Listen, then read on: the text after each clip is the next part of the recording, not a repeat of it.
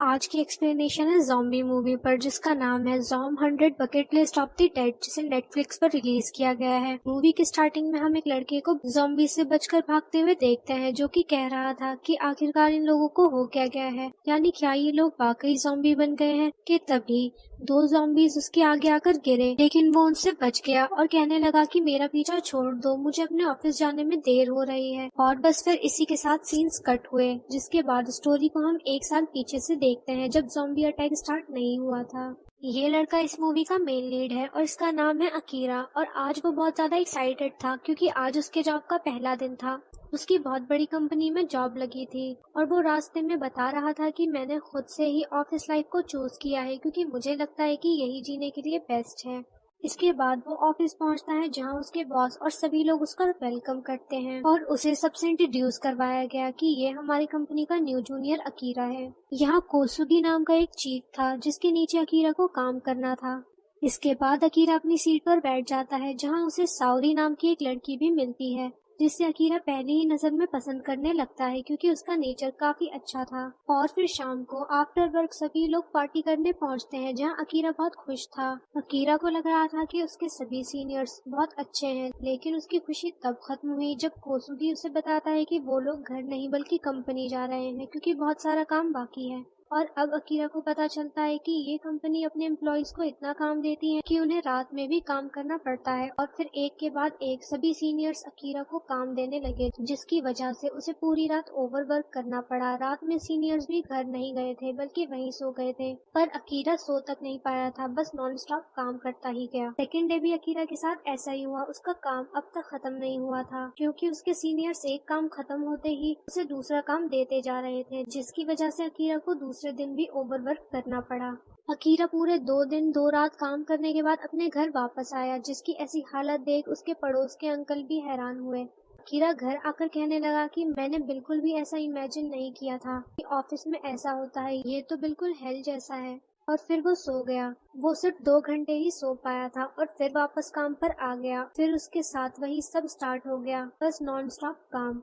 और कुछ लोग तो ऑफिस से घर भी नहीं जाते थे और अपना सारा काम यही करते थे। और कोसुगी भी बहुत खड़ूस आदमी था और वो बात बात पर अकीरा पर चिल्लाता रहता था। अब वो परेशान हो गया था क्योंकि उस पर काम का काफी प्रेशर था और ऊपर से सीनियर्स का अत्याचार, जो कि अकीरा को सिर्फ एक मशीन समझते हैं। अकीरा के पास अब नहाने तक का भी वक्त नहीं था, इसलिए ऑफिस में ही सर धो लिया करता था। नेक्स्ट सीन में अकीरा अपने कॉलेज के बेस्ट फ्रेंड केंचो से मिला और उसे अपनी सारी सिचुएशन बताने लगा कि वो कितना ज्यादा परेशान है। पर केंचो को अकीरा की बातों पर बिल्कुल भी इंटरेस्ट नहीं आ रहा था क्योंकि उसकी लाइफ अच्छी चल रही थी और वो एक मॉडल को भी डेट कर रहा था, जिसकी बातें सुन अकीरा चिढ़कर कहने लगा कि अगर उस दिन रग्बी में तुम गलती नहीं करते तो हम इंटरनेशनल गेम हारते नहीं। तो तब केंचो भड़क गया कि क्या तुम उस दिन के लिए आज भी मुझे जिम्मेदार मानते हो। और काफी कुछ सुनाने के बाद वो दोनों वहाँ से चले जाते हैं। नेक्स्ट डे अकीरा की मुलाकात गाउरी से हुई, जिसे देखते हुए अकीरा बताने लगा कि अगर मैं इस कंपनी में हूँ तो इसका रीजन सिर्फ गाउरी है क्योंकि ये मुझे बहुत ज्यादा पसंद है। इसके बाद अकीरा वापस से अपने काम पर आ जाता है, जहाँ उसका सीनियर कोसुगी उस पर फिर से चिल्लाने लगा, जिस वजह से अकीरा काफी ज्यादा डर जाता है। और बस ऐसे ही टाइम बीतता गया। धीरे धीरे अकीरा डिप्रेशन में चला जाता है और उसका सुसाइड करने का भी मन करने लगता है। और इसी टाइम हम अकीरा के पीछे एक ज़ॉम्बी को देखते हैं, जिससे ये पता चलता है कि रात में ही ज़ॉम्बी वायरस फैलना शुरू हो गया था। नेक्स्ट सीन में दिखाया गया कि अकीरा अपनी जॉब की वजह से इतना बिजी हो गया था कि उसने जब से लेकर अब तक अपना रूम क्लीन ही नहीं किया। अकीरा जल्दी जल्दी तैयार होकर ऑफिस के लिए निकलता है और रास्ते में बस यही बोलता जा रहा था कि मेरा बिल्कुल भी ऑफिस जाने का मन नहीं है। कि तभी उसकी नजर अपने पड़ोस के अंकल पर गई, जो किसी लड़की को खा रहे थे। अकीरा को हैरानी हुई कि ये क्या कर रहे हैं। कि तभी वो अकीरा पर हमला करने वाले होते हैं। तो तब अकीरा अपनी जान बचाकर वहाँ से भागने लगा। धीरे धीरे उसे पता चला कि सिर्फ अंकल ही नहीं बल्कि पूरी बिल्डिंग के लोग ज़ॉम्बी बन चुके हैं।